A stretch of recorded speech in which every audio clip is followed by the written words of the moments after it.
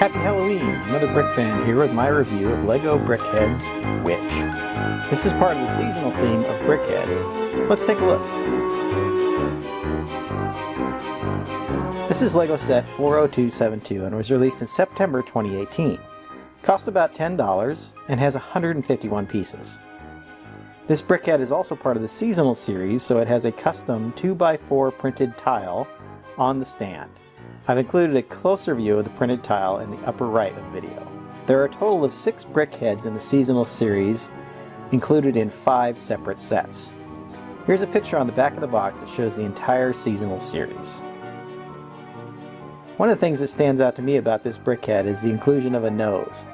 This is the only BrickHeadz figure that I've seen that actually has a nose, and this one is done by using a cheese wedge and a 2x2 jumper tile. The eyes have some tan pieces behind them to add some depth, and she's sporting what looks like a bow tie to me.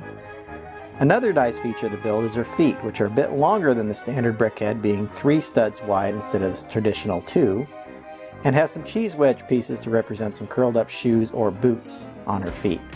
Moving around to the side, you see her holding a broom, which I think is kind of awkward with this 1x2 modified plate with clip. With the clip in this position, the broom runs into her cape and cloak, as you can see there in the back, and sticks way out in the front. The bristles of the broom are too long for her to hold the broom in the right orientation. I think using a 1x2 clip on the front would have allowed the witch to hold the broom in an upright, although still upside down position because she's not tall enough. Let me move this clip around and you can see what I'm talking about.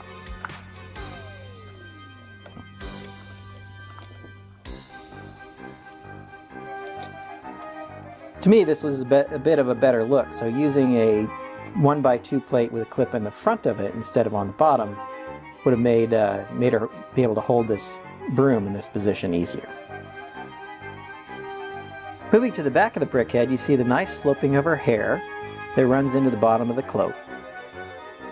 And I like the build-up on the sides that indicate this is more of a cloak than it is just a simple cape behind her. Now you could argue that this isn't her hair, that it's a hat that is still on top of her head. But I kind of like the idea of the small purple hat and then the black being her hair. But again, this is up to you and your interpretation. There is a nice one-plate gap between the hair or hat and the cloak that she's wearing that gives a little bit of separation and distinction to the two parts. From this side, you get a good view of the purple hat on her head. It is sloped toward the right as viewed from the front, perhaps to indicate that the top of the hat is bent. So it's not a traditional pointy witch's hat, or if it is, it's a well-used one. Moving back to the front, I've attached the additional build pieces that come with the BrickHead. This is a unique feature to the seasonal line and kind of creates a scene rather than just having a standalone character. In this case, the witch gets a cauldron sitting on a fire on her left.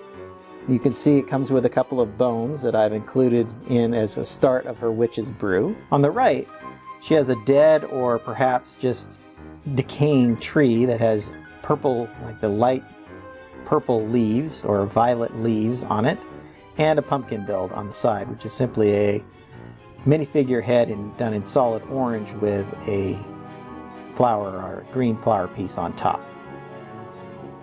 This is a really nice BrickHead and it fits in well as a Halloween decoration, and I really like the extra build on the sides. Like I said, makes it more of a scene than just a standalone BrickHead. Hopefully you've enjoyed my thoughts on this BrickHead, and happy building. If you'd like to see more BrickHeadz reviews, click on my BrickHead review playlist, or if you like my videos, please subscribe.